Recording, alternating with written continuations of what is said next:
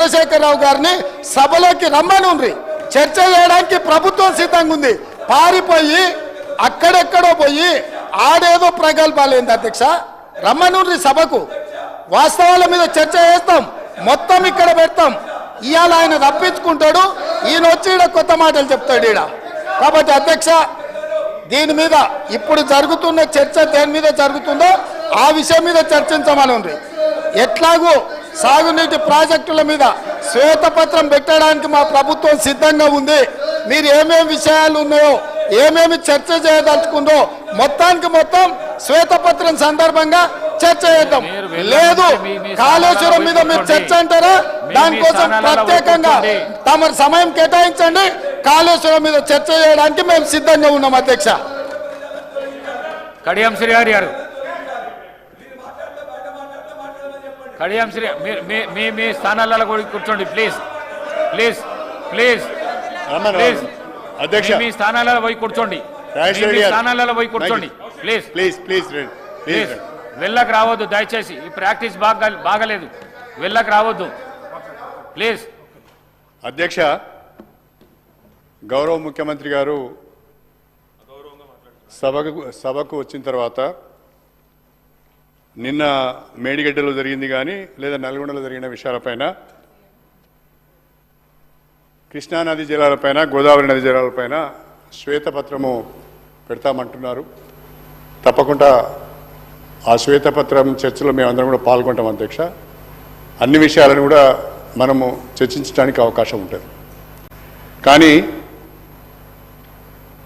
ముఖ్యమంత్రి గారు వాడే భాష పట్ల మాకు అభ్యంతరం ఉన్నది అధ్యక్ష. ఇప్పుడు ఇక్కడ అధ్యక్ష, నేను ముఖ్యమంత్రి గారికి ఒక చిన్న సూచన. మీరు కాంగ్రెస్ పార్టీ ప్రెసిడెంట్గా ఉన్నప్పుడు ఎన్ని విషయాలైనా మాట్లాడవచ్చు, కాంగ్రెస్ పార్టీ ప్రెసిడెంట్గా ఎన్ని విషయాలైనా మాట్లాడవచ్చు. కానీ ముఖ్యమంత్రిగా తెలంగాణ రాష్ట్రానికి ప్రతినిధిగా, తెలంగాణ ప్రజలకు ప్రతినిధిగా నిండు శాసనసభలో మీరే సహనం కోల్పోయి మీరే వాడరాని భాషను మాట్లాడితే మీరు ఒక ఎగ్జాంపుల్ను సెట్ చేసినట్టుగా భావించవలసి వస్తుంది.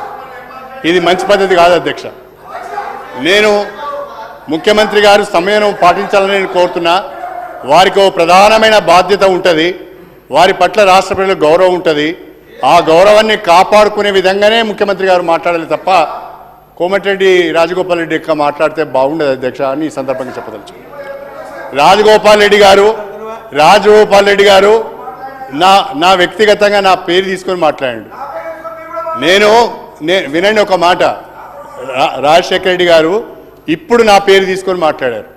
ఏమని? నేనెవరినో చీట్ చేశానని, నేనెవరికో మోసం చేశానని. అసలు కాంగ్రెస్ పార్టీకి చీడ పురుగు నువ్వు, కాంగ్రెస్ పార్టీని చీట్ చేసింది నువ్వు, కాంగ్రెస్ పార్టీని నాశనం చేసింది గారు, Congress party legislative affairs minister గారు.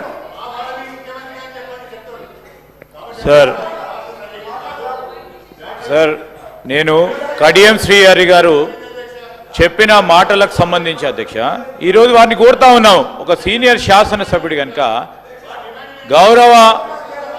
గౌరవ ప్రతిపక్ష నాయకులు కూడా ఇక్కడ మాట్లాడినా, అసెంబ్లీలో మాట్లాడినా, అసెంబ్లీ బయట మాట్లాడినా కానీ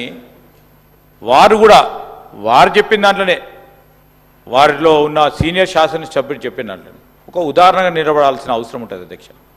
ముఖ్యమంత్రి గారిని, మంత్రులందరినీ కూడా, శాసనసభ్యులందరినీ కూడా ఆ విధంగా మాట్లాడడం అనేది సరికాదని వారే చెప్పారు.